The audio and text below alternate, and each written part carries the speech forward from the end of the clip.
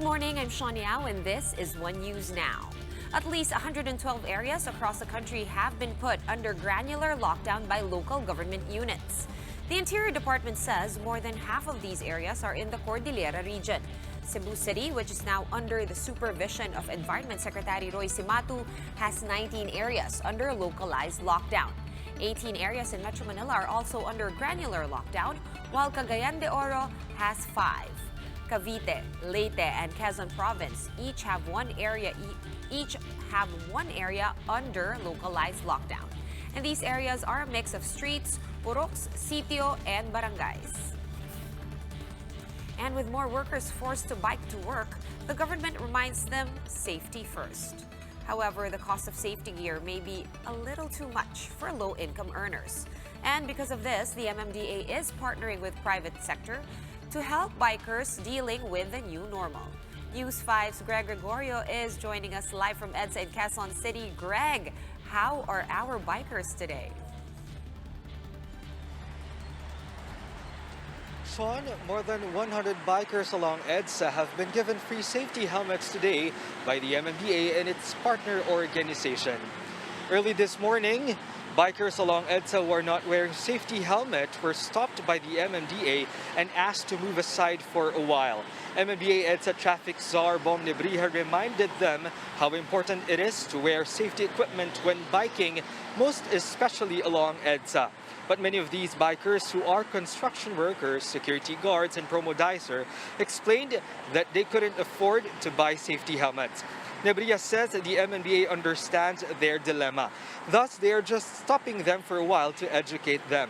It is also a big help that a group called Batch 8 Brotherhood Incorporated partnered with them today in giving out free helmets. Batch 8 Brotherhood Incorporated is a group of volunteer firefighters from various areas, including Manila.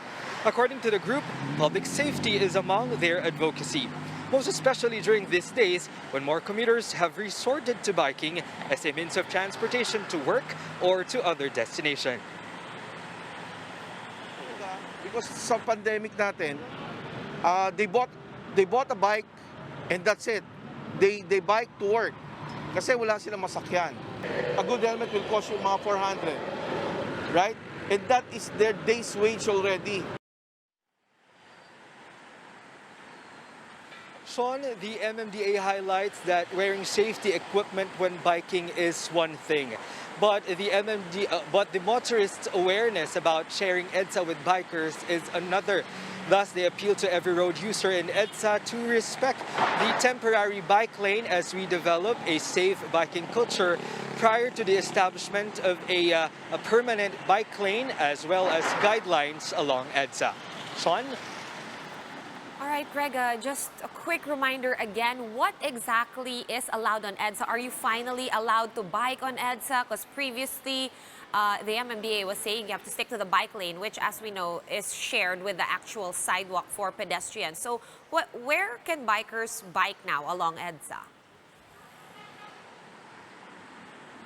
Yes, Sean, prior to COVID-19 pandemic, the bikers along Edsa are allowed to utilize the sidewalk where they can bike to their destination. But when the number of bikers increased during the lockdown and while the transportation, public transportation, is still limited, the MMDA has set up a temporary bike lane. If you see this white line right beside me, that is the bike lane that bikers can utilize. However, the MMDA is just reminding everyone to, or every biker that as you bike, please wear safety equipment because that is still important for your own safety. And they're also reminding the private vehicles to not use this bike lane as it is identified or allotted for bikers who will use this lane for going to work. Sean? All right, the white lane on Edsa is a bike lane. Thank you very much for that update. Greg Gregorio of News 5 joining us live from Edsa QC. And here are other stories we're keeping our eyes on. Malacañang says another Bayanihan law may have to be enacted in order to sustain government efforts against COVID-19. Presidential spokesperson Harry Roque says President Duterte will likely call for a meeting to determine if there is a need for a special session of Congress to pass a new measure such as a stimulus package. More than 500,000 Filipinos in aviation and supporting industries could lose their jobs because of the pandemic. Meanwhile, airline revenues for the Philippine market is now seen decreasing by $4.5 billion this year, as passenger demand is expected to fall by 49%. And schools will again have classes on good manners and right conduct, or GMRC, as the President signed into law the GMRC and Values Education Act. The law institutionalizes a subject in the K-12 curriculum, replacing the current Edukasyon para sa Pagpapakatao. For more updates, follow News 5, The Philippine Star, and Business World online. Visit our website, onenews.ph, for more in-depth analysis. You may also catch One News on the Signal Play app. Just register for a free account now at www.signalplay.com and stream One News live anytime, anywhere. I'm Sean Yao, and we are One News.